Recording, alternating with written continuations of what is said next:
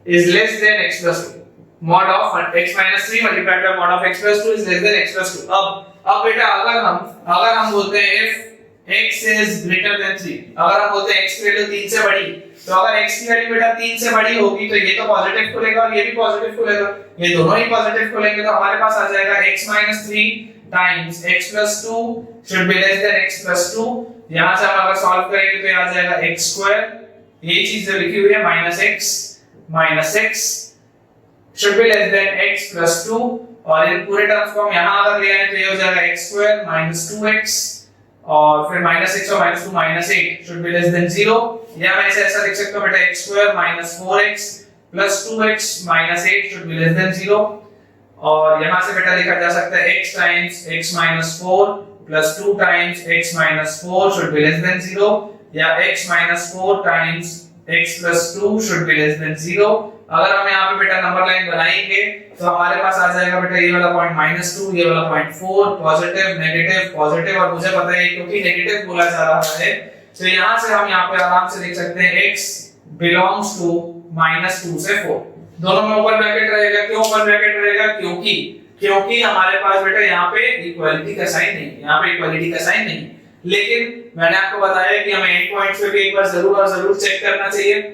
तो देखिए अगर हम -2 की बात करें, अगर हम बेटा -2 की बात करें तो क्या यहाँ पे -2 रख सकते हैं? कि जैसे मैं यहाँ पे -2 रखूंगा तो ये वाला तो पूरा का पूरा टर्म क्या हो जाएगा? 0 हो जाएगा, और यहाँ पे देखिए -2 है तो -2 plus 2 तो 0 is greater than 0, इक्वालिटी नहीं है तो ये तो चीज वैलिड नहीं है, -2 तो आंसर में आ नहीं सकता। अगर हम बेटा बात करें 4 की तो आप देखो यहाँ पे जब आप 4 रखोगे तो 4 स्क्वायर हो जाएगा 16 के बाद -4 ये आ जाएगा 12 minus 6 आ जाएगा कितना? 6, तो इसकी वैल्यू आ गई 6, और यहाँ पे आप 4 रखेंगे तो 4 plus 2 6, तो ये तो आपके इक्वालिटी साइन तो आ ही नहीं सकती दोनों में, ठीक है।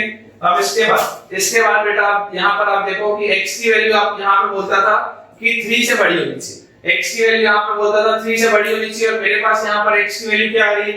यहाँ पर बेटा मेरे पास x की वैल्यू आ रही है -2 से -4, तो मुझे फाइनल आंसर अपना जो देना पड़ेगा वो क्या देना पड़ेगा? ये -2 मुझे यहाँ से हटाना पड़ेगा और मुझे यहाँ पे लिखना पड़ेगा 3 से 4, मुझे यहाँ पे बेटा लिखना पड़ेगा 3 से 4, और अगर मैं 3 के इसको चेक करूं तो ये वाला पूरा का पूरा टर्म बताओ क्या हो जाएगा? 0 हो जाएगा। 3 अगर मैं रखूंगा तो ये वाला पूरा का पूरा टर्म मेरा 0 हो जाएगा, और यहाँ 3 रखूंगा तो 3 plus 2 5 आ जाएगा, और 5 की वैल्यू 0 से बड़ी आ रही है, मतलब कि 3 पे हम क्लोज ब्रैकेट भी लगा सकते हैं, मतलब कि 3 पे हम क्लोज ब्रैकेट भी लगा सकते हैं। अब ये हो गया बेटा हमारा पहला केस। अगर हम दूसरे केस की बात करें, when या if x is less than 3 but greater than -2, if x is less than 3 but greater than -2, अगर बेटा x इस रेंज में है तो यहाँ पर आप देखो यहाँ पर क्या होगा? यहाँ पर ये x -3 वाला जो मॉड है ये आपका नेगेटिव खुलेगा, अगर यहाँ पर है तो ये वाला मॉड आपका नेगेटिव खुलेगा, तो आपके पास ये हो जाएगा 3 x टाइम्स, और ये वाला जो आपका मॉड है वो क्या पॉजिटिव खुलेगा, तो मतलब यहाँ पे आ जाएगा बेटा x plus 2 should be less than x plus 2। अगर मैं दोनों में से माइनस साइन कॉमन ले लूं तो x minus 3 into x plus 2 क्या आ जाएगा? x square minus x minus 6 and this should be less than x plus 2, या इसे मैं ऐसा लिख सकता हूं minus x square और plus x plus 6 should be less than x plus 2, और मुझे दिख रहा है कि x से x कैंसिल आउट हो सकता है, तो अगर मैं इन सारे टर्म्स को एक साइड ले जाऊं तो ये -x स्क्वायर वहां जाएगा तो x स्क्वायर हो जाएगा, 6 वहां जाएगा तो -6 हो जाएगा, 2 - 6 होता है -4, और ये हो जाएगा ग्रेटर देन 0, ये हो जाएगा बेटा ग्रेटर देन 0। इसको हम ऐसा लिख सकते हैं x - 2 multiplied by x + 2 should be greater than 0।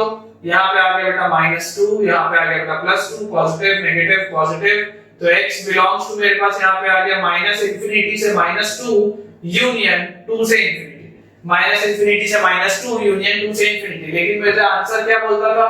मेरे पास जो इनिशियली डिफाइंड था वो था x -2 से 3 के बीच में, x इनिशियली डिफाइंड था -2 से 3 के बीच में, मतलब कि मुझे ये वाली पूरी चीज को तो माइनस करना पड़ेगा। तो यहां से बताओ मेरे पास फाइनल आंसर मुझे क्या दिखेगा? यहां से बेटा मुझे फाइनल आंसर दिखेगा x belongs to 2 to 3, x belongs to 2 to 3, और मुझे ये पता है कि 3 मेरा ऑलरेडी आंसर में है, तो 3 को तो मैं ले सकता हूं बेटा किसमें? क्लोज ब्रैकेट में। 2 की हम बात देख लेते हैं, तो जब हम यहां पर 2 रखेंगे, तो बताओ 2 स्क्वायर 4, 4 - 2 होता है 2, 2 - 6 होता है बेटा -4। ध्यान से देखो, जैसे आपने यहां पे 2 रखा तो 2 स्क्वायर आ गया 4, 4 - 2 होता है 2, 2 - 6 होता है -4। -4 का मॉड होता है 4, और अगर आप यहाँ पर 2 रखोगे तो 2 + 2 आ जाएगा 4, तो 4 इज ग्रेटर देन 4, वो तो हो नहीं सकता, इस वजह से 2 पे रहेगा ऊपर, है ना, 2 पे रहेगा ऊपर। और इसके बाद जैसे बेटा हम थर्ड केस बनाएंगे, जो आखिरी केस है, उसमें आपको बताओ क्या लेना है, x इज लेस देन -2। अब हमें क्या लेना है, x इज लेस देन -2। तो जैसे बेटा -2 से आप छोटा लोगे तो ये भी मॉड आपका जो है वो नेगेटिव खुलेगा, और ये वाला भी जो मॉड है आपका वो नेगेटिव खुलेगा। तो हमारे पास आ जाएगा माइनस टाइम्स ऑफ, या ऐसे डायरेक्टली मैं लिख देता हूं, 3 - x multiplied by -x - 2 should be less then x + 2, है ना। दोनों के दोनों मॉड आपके नेगेटिव खुलेंगे, क्योंकि ये यहां पर अब आ चुका है, तो ये आ जाएगा बेटा अपने पास, मैंने दोनों में से माइनस अगर कॉमन ले लूं तो लिखा होगा x² - x - 6 should be less than x + 2, या हम लिख सकते हैं x² - 2x और -8 should be less than 0, जो यहाँ पे हमने पहले वाले कंडीशन में सॉल्व किया था, x² - 2x - 8 should be less than 0। और जैसे इसका हम फाइनल आंसर बेटा देखते हैं, तो अगर ये वाली इनइक्वालिटी बनती है और अगर ये लेस देन के साथ बनती है, तो मेरा फाइनल आंसर आता था x belongs to -2 से 4, x belongs to -2 से 4 मेरा फाइनल आंसर आता था। बट यहाँ पर बेटा मैंने क्या माना है, यहाँ पर मैंने x माना था -2 से छोटा, यहाँ पर मैंने x क्या माना था, यहाँ पर मैंने x माना था -2 से छोटा। इसका मतलब क्या है बेटा, इसका मतलब ये है कि x की वैल्यू अगर -2 से 4 आ रही है और यहाँ -2 से छोटा बोल रहा है, तो ये दोनों ही नहीं ले सकते, ये दोनों ही नहीं ले सकते। तो हमारे पास बताओ फाइनल आंसर क्या आ गया, तो फाइनल आंसर आ जाएगा x belongs to कितना आ जाएगा, पहले वाले केस में था 3 से 4, तो क्लोज ब्रैकेट 3 से 4 था पहले वाले केस में, और उसके बाद हमारे पास दूसरे वाले में केस में आया था 2 से 3, है ना, दूसरे वाले केस में आया था 2 से 3। तो इसको ऐसा लिख लेते हैं, ओपन ब्रैकेट 2 से close bracket 3 union close bracket 3 से ओपन ब्रैकेट 4, और ये वाला तो पूरा का पूरा केस ही कैंसिल आउट हो गया। तो क्योंकि यहाँ पे दोनों में ही 3 इंक्लूडेड है, तो मैं लिख सकता हूँ x belongs to open bracket 2 से 4, ओपन ब्रैकेट 2 से 4, this is the final answer. ठीक है बेटा, क्वेश्चन नंबर हम 6 देखते हैं, इसके बाद हम 2 सवाल और बनाएंगे, 1-2 सवाल हम और बनाएंगे। यहाँ पर हमारे पास लिखा हुआ solve the inequality mod of 3 x - 3। तो सबसे पहले हम देख लेते हैं, देखो 3 x - 3 जो है ये 0 कब होगा, ये 0 होगा बेटा जब x की वैल्यू 1 आएगी, ये 0 होगा बेटा जब x की वैल्यू 1 आएगी। तो अगर हम इसे देखें तो देखो 1 के अगर मान लो बड़ा नंबर लेते हैं, अगर 1 से कोई भी बड़ा नंबर लेते हैं तो आपका मॉड कैसा खुलेगा, पॉजिटिव खुलेगा। मतलब कि अगर मान लो मैं ऐसा बोलूं if x is greater than 1, if x is greater than 1, तो जब भी बेटा x की वैल्यू 1 से बड़ी होगी, तब ये वाला जो मॉड है, ये मॉड कैसा खुलेगा आपके पास, ये मॉड बेटा खुलेगा 3 - x - 3। ये हमेशा आपका मॉड जो होगा वो कैसा खुलेगा, पॉजिटिव खुलेगा। और plus 9 x - 3, this should be greater than 0, this should be greater than 0। जैसे हम बेटा इसे सॉल्व अप करेंगे, आप यहां से देख सकते हैं, ये आ गया 9 x plus 3 x minus 6 should be greater than 0। हम ऐसा कर लेते हैं बेटा 3 x को मान लेते हैं भाई, हम ऐसा करते हैं 3 x को मान लेते हैं भाई। तो यहाँ पे आ जाएगा y², है ना, 3 x और उसका स्क्वायर, तो ये 9 x को लिख सकते हैं y² plus y minus 6 should be greater than 0, should be greater than 0। और यहाँ से आप लिख सकते हो बेटा y² plus 3y minus 2y minus 6 should be greater than 0, y into y plus 3 minus 2 into y plus 3 should be greater than 0। यहाँ से आगे बेटा y plus 3 times y minus 2 should be greater than 0। और अगर हम interval में इसको बना के लिखें तो this is -3, this is 2, positive negative positive. तो यहाँ से y की हमारे पास जो रेंज आ गई वो क्या आ गई, -∞ से -3 यूनियन 2 से इंफिनिटी, -∞ से -3 यूनियन 2 से इंफिनिटी।